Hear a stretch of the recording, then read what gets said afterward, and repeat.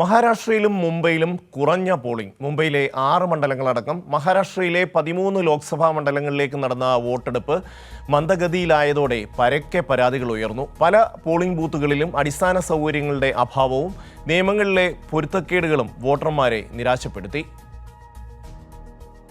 മഹാരാഷ്ട്രയിൽ 5ാം ഘട്ട വോട്ടെടുപ്പ് രാവിലെ 7 മണിക്ക് ആരംഭിച്ചപ്പോൾ വൈകിട്ട് 4 മണി വരെ വോട്ടിംഗ് ശതമാനത്തിൽ ഗണ്യമായ കുറവാണ് രേഖപ്പെടുത്തിയത്. വിപരീത കാലാവസ്ഥയും യന്ത്രത്തകരാറുമാണ് ഇതിന് കാരണമായി ചൂണ്ടിക്കാട്ടുന്നത്. മുംബൈ നഗരത്തിലും താനെ ജില്ലയിലെ കല്യാണിലും കുറഞ്ഞ പോളിംഗ് രേഖപ്പെടുത്തി. പല പോളിംഗ് ബൂത്തുകളിലും അടിസ്ഥാന സൗകര്യങ്ങളുടെ അഭാവവും നിയമങ്ങളിലെ പൊരുത്തക്കേടുകളും വോട്ടർമാരെ നിരാശപ്പെടുത്തി. മുംബൈയിലെ 6 മണ്ഡലങ്ങൾ കൂടാതെ മഹാരാഷ്ട്രയിലെ ദുലെ, ദിൻദോരി, നാസിക്, കല്യാൺ, പാൽഗർ, ഭീവണ്ടി, താനെ എന്നിവിടങ്ങളിലും വോട്ടെടുപ്പ് നടന്നു.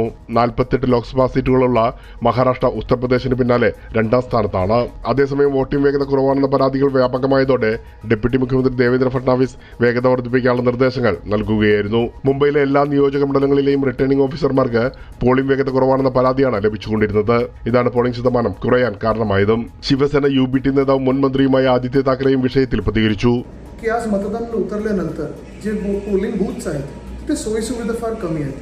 सगळे उन्हात उभे आहेत. 1-2 लोकांना चक्कर देखील आलेली आहे. पाण्याची सोय नाही आहे. पंखे नाहीत. सावलीत कुठेही रांगा उभ्या केल्या नाहीत. പോളിംഗ് സ്റ്റേഷനുകളിൽ അടിസ്ഥാന സൗകര്യങ്ങൾ ഉണ്ടായിരുന്നില്ലെന്നും താക്കറെ പരാതിപ്പെട്ടു. മുംബൈയിലെ പല പോളിംഗ് ബൂത്തുകളിലും വോട്ടിംഗ് മന്ദഗതിയിലായതോടെ നിരവധി പേരാണ് മടങ്ങിപ്പോയതായി റിപ്പോർട്ട് ചെയ്യുന്നത്. അതേസമയം മുംബൈയിലെ പോളിംഗ് സ്റ്റേഷനുകളിലെത്തി വോട്ട് ചെയ്ത് മടങ്ങിയ ബോളിവുഡ് താരങ്ങളുടെ ചിത്രങ്ങൾ കൊണ്ട് നിറയുകയാണ് സമൂഹ മാധ്യമങ്ങൾ. മുംബൈയിലെ 6 സീറ്റുകൾ ഉൾപ്പെടെ മഹാരാഷ്ട്രയിലെ 13 ലോക്സഭാ സീറ്റുകളിലേക്കാണ് അവസാനഘട്ട തിരഞ്ഞെടുപ്പ് നടന്നത്. ശിവസേന, BJP, NCP എന്നിവ ഉൾപ്പെടുന്ന മഹായുതിയും ശിവസേന, UBT, കോൺഗ്രസ്, NCP, ശരത് പവാർ ഉൾപ്പെടുന്ന മഹാവികാസ് അഘാഡിയും തമ്മിലാണ് പ്രധാന പോരാട്ടം. മഹാരാഷ്ട്രയിലെ അവസാനഘട്ട തെരഞ്ഞെടുപ്പ് റാലികളിൽ നരേന്ദ്രമോദി നടത്തിയ വിദ്വേഷ പ്രസംഗങ്ങളും അധിക്ഷേപങ്ങളും സംസ്ഥാനത്ത് മറാഠ വികാരം ആളിക്കത്തിച്ചിരുന്നു. പ്രേംലാൽ, കൈലി ന്യൂസ്, മുംബൈ.